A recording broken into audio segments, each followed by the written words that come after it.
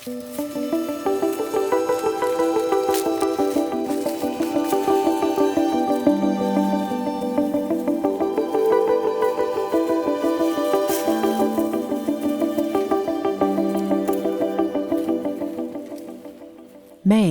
and pumpkins on this Farm to Fork, Wyoming. Funding for Farm to Fork, Wyoming is provided by viewers like you. Thank you. In this era of great agricultural technology, it is easy to forget the origins of some of our greatest food resources. Well, corn just didn't grow up. It was a grass like this, and it became corn through decades, probably centuries of breeding, of plant breeding, that Native people did. In fact, ancient Native American agriculturalists are the genius behind some 60% of the foods enjoyed around the world today. Most notably, corn. The corn in my family's been around for, I'd like to say 1,000 years, but we don't know. It's just been around for as long as any of my relatives can remember. But that's Shawnee corn, as opposed to, and here's some Hopi white corn. So you can see the difference there. This is red Hopi corn. This here is Hopi sweet corn. They had a bad harvest this year due to lack of water, but I got these for seeds. These were all gifted to me. And this here's Hopi blue corn.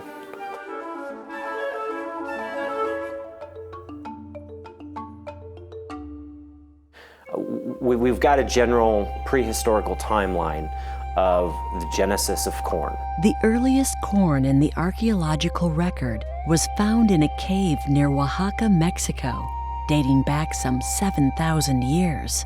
The various trading routes that went north, all the way into North America, people brought corn seeds with them, and corn got planted in various areas in what we now call the United States. And corn became an important part of the diet of Native people. And in the Southwest United States, Rose's Pueblo ancestors built their great cities on the power of this crop. The Pecos, at the time of the European contact to the Americas, was known as the biggest city in America, Pecos, Pueblo. It was all based on intensive agriculture, largely based on corn. They were a very industrial people with 6 months supply in the future with the beans, corn, and other dry goods that they planted. Even semi-nomadic tribes like the Shawnee were experts in cultivating corn. Our corn tradition, I would guesstimate, goes back to at least the four ancient cultures. The mound-building cultures such as Cahokia, and those along the Mississippian mound-building cultural range, if you will. Unlike monocropping today, companion planting was common among these tribes. The cultivations are specific to where people have lived and how they've evolved in those ecosystems. Not like we see plantings in modern monocropping agriculture, but in polycropping, putting plants together that are mutually beneficial, so that the three sisters, the corns, beans, and squash plantings, where the three plants are all put into one small space and grow together. The corn stalks provide the poles for the pole beans, and the beans provide nitrogen for the corn, and the squash leaves provide shade that allows the moisture to stay in the ground, and they work together to provide a very healthy diet. Some people say a complete diet of corns, beans, and squash. These crops continue to be a foundation of traditional Pueblo life today. I grew up with my grandmother, for one, in my childhood. She grew corn, melons, squash, chili, and some beans. It was all by hand. Handmade tools, because she was born in 1900.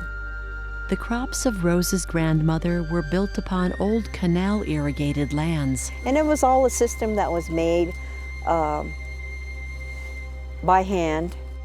Even in the midst of modern life, families keep the connection to these seeds alive. To this day, the plants that they raise are from all the seeds that have been used over the years, over centuries. For the Shawnee people, when it comes to corn, at its most basic level, I would say that every Shawnee family has to have corn. It's passed down from relatives and family, and it's almost a responsibility to have Shawnee corn growing, whether you eat it or not. You can give it all away. You can keep a couple of cobs for seed for the next season, but to keep it growing to many Shawnee people means to keep being Shawnee. It's directly integrated into the very DNA of our identity. Well, for Native people, our plant relatives are all our relatives. They're our brothers and sisters and aunties and uncles and grandparents and children. So there's a living relationship between the two-leggeds and the plants. And it is sacred. It's just that these are all sacred relationships.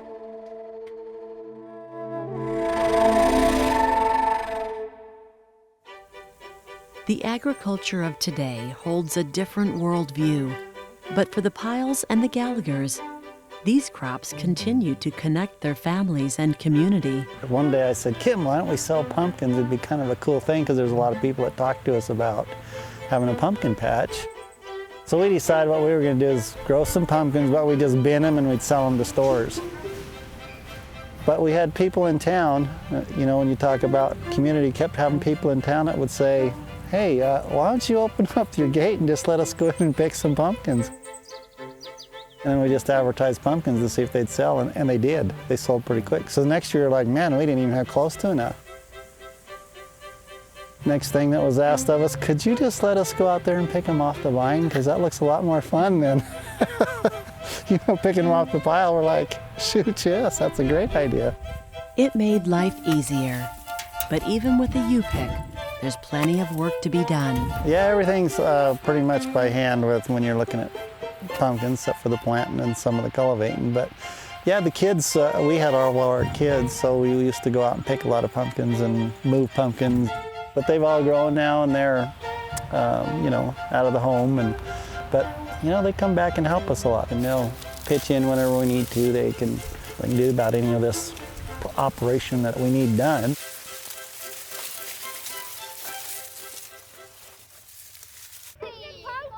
And up in Clark, the Gallagher family with 9 kids see great benefits to growing corn and pumpkins. And I've had a lot of people just say that they feel so safe out here. They can just let their kids run around and play. And then I've had some people that stay the entire day. What can I get you? We've got burgers, brats, Philly cheese, smoked jalapenos. We've got the concessions, so they'll stay for lunch and dinner. And the main thing is we want people to come. We figure if they're already here, we want them to try our meat products. We do burgers, brats, we did pulled pork.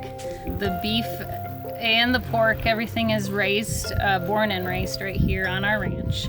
No antibiotics or hormones. All of the corn that we raise and we feed them is all non-GMO, and no pesticides are used on it either. Then all of the feed, we raise it ourselves. It's actually gone over really well because a lot of people try it here and then they say, oh, you're the ones that we had your meat at the Maize. So it's worked out really well. Sweet corn has been really beneficial for us just because we can do things as a family. The sweet corn, we just work together, and it's a way for us to generate a good income to support our family. And I think the thing we love most is that we can do it together. It's more of a hands-on, it's more of a labor type thing. It's labor intensive, I should say, compared to, tractor work and kind of the way the ag industry is today. We have to think outside the box as to how we can bring in our next generation and support ourselves and our young family, along with our kids who are going to be growing up and going out and bringing their own families in as well. And so we got into direct marketing our beef and our pork, and then the corn maize, that brings in quite a few guests in the fall, helps with the income on the place. And then sweet corn. We've got 20 acres of sweet corn. So we've got two different ones. This is actually going to be our first variety that comes on, hopefully within the next 2 weeks. You can see that we got a good ear that's already starting to form, and they get bigger as you get further in. But and then right here next to it, this is a whole different variety. You can tell by the color of the tassel and then the height of it. You know, that's another direct marketing deal. We do some wholesale to stores, but just those other avenues to have an income stream, and also to involve the kids in what you're doing. We pick 6 times a week. We're picking every day.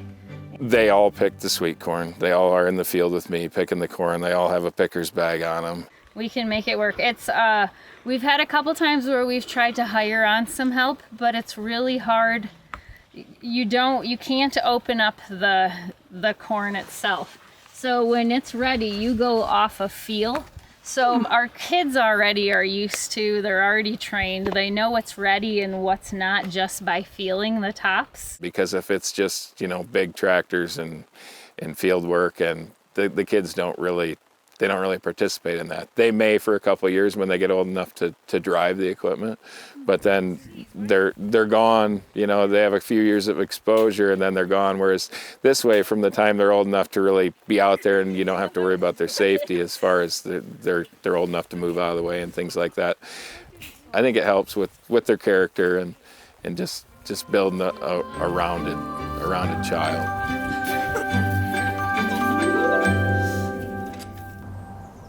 Corn has become an important part of the piles operation also.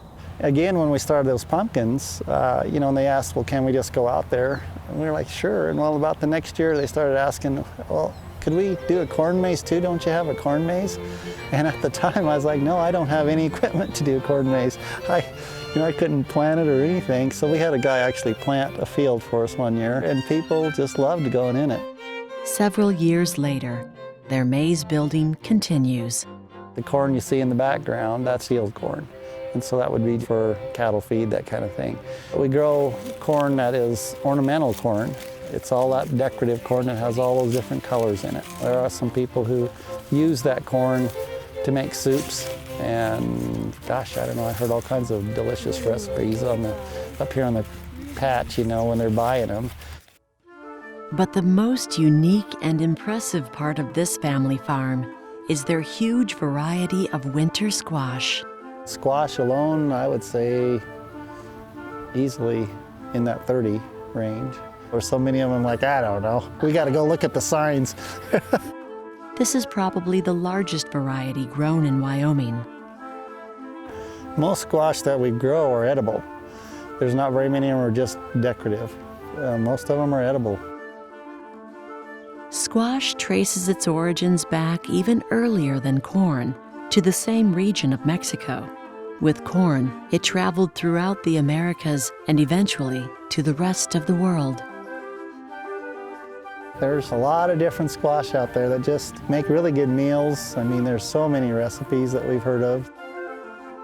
Most of the common squash today are hybrids based off of countless heirloom varieties nurtured around the world. Up in Worland, Lloydcraft Farm makes the most of this enduring crop, selling through their community-supported agriculture and regional grocery stores. So this is the main cooler that we have the winter squash stored in for this time of year. It's mid-December, and they still have product from their fall harvest. And we're already three months into it. This is sweet dumpling. We also had delicata in here. They're in the same family. This is an heirloom called Thelma Sanders sweet potato squash, and they have the creamiest texture, really good, and these store pretty well. This was probably twice as much. Over here I've got Carnival, carnival sweet dumpling. And then this is our main acorn squash. For storage, optimum storage, you store them at 45 to 50 degrees with no excessive humidity. Most of these will keep 3 months, 3 to 6 months, but when you have them at room temperature, like they get in the store, it's a month and a half to 3 months. Right there is our honey bear, and those are little tiny acorn squash. They're a little bit sweeter. And they're pretty good. Those are wonderful, just cutting them in half and roasting them in the oven. The one that's kind of amazing is the Hubbard squash. It's just an old traditional squash, but they are great big and they're hard, but they make just wonderful meals. Those are called baby ballet, but they're a baby blue Hubbard. Hubbards are usually 12 to 13 pounds. I think a lot of varieties that are crossed, which is pretty amazing what they do with those, but I think come originally from that Hubbard.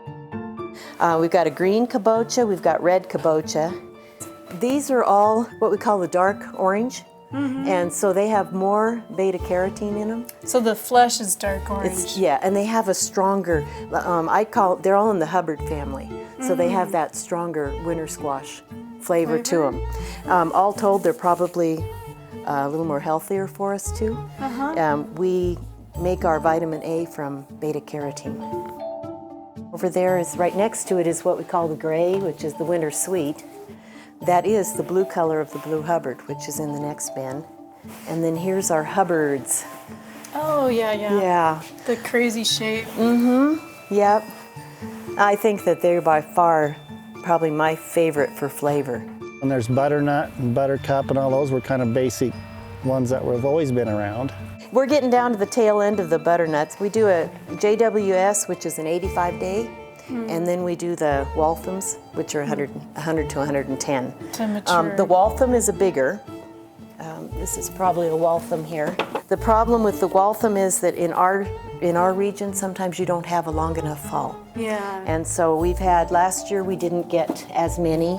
They just didn't get ripened in time. So that's the reason we do 2 varieties too, so that we're at least assured we've got some butternuts. It's another thing when we're trying to make sure that we get these to ripen off, you gotta put a little bit of fertilizer and stuff in there to make sure that they'll ripen, come around. We put a little zinc in there just to make sure they ripen faster. Here's our spaghetti squash. This one's probably one of our biggest sellers. It's always popular because it's real good. I mean, it has multiple uses. And people who didn't like squash, we would try to kind of encourage them, you better try it. And sometimes we give a few of them away, say, hey, try this out, see if you like it. They did. They came back, now we're hooked. There's so many things to do with winter squash. And I think one of the things that I love the most is that in our CSA, the last month, everybody's getting a different squash. So for us, it's a good thing because it's something that we can sell after all the other crops are done. So what we have in this shelter here will probably carry us until the end of February.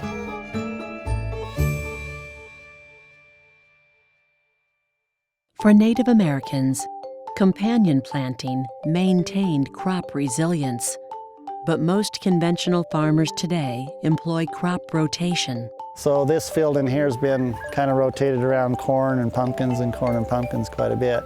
So it's about time that we're going to have to get this field back into hay and let it rotate through and let it build that ground, and we'll go to another field and use it for pumpkin patch and corn maize and kind of rotate those back and forth for a few years.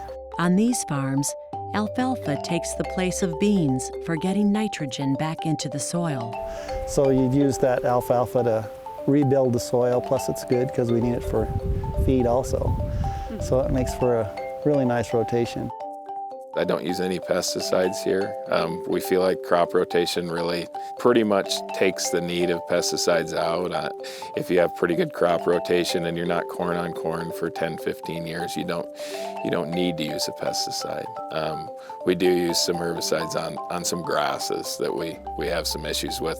When we're rotating out of alfalfa, usually the biggest reason you're getting out of alfalfa is poor stand and a lot of undesirable grasses. So to get rid of those grasses, we use herbicide for a year or so in the corn and clean it up and then go back into an alfalfa. By the time you do both, get the weeds back down a ways, and then when you plow the alfalfa under, it's great fertilizer for the pumpkins, and they come right back on really hard.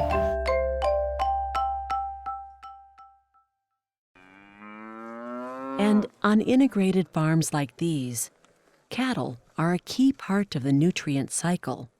Now we'll take this grain off of our grain corn, and then the cows will be turned out, and they'll eat the leaves and the husks and some of the stalk, and the cows benefit the ground. So from our standpoint as farmers, that manure is pretty valuable, and commercial fertilizer is not cheap. So to us, manure is a pretty valuable nutrient.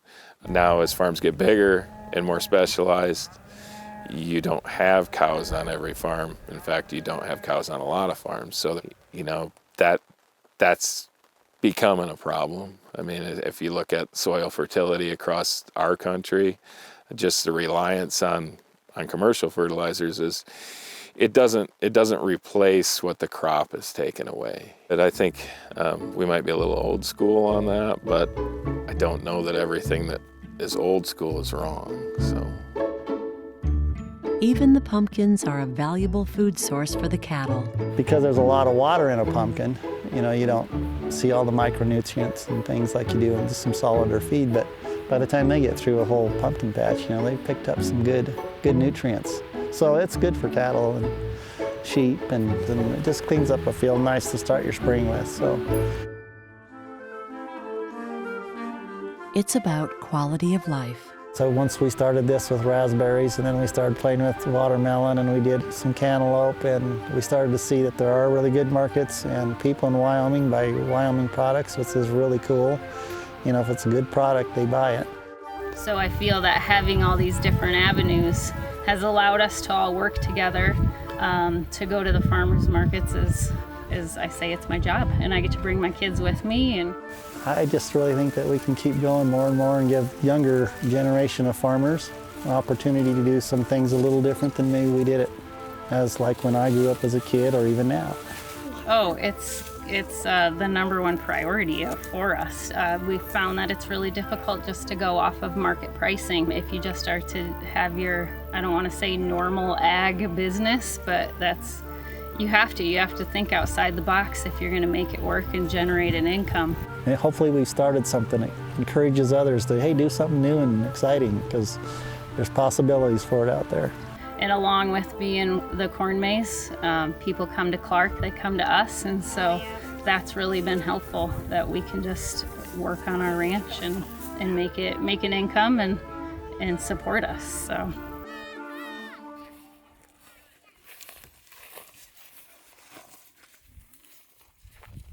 This program was produced by Wyoming PBS, which is solely responsible for its content.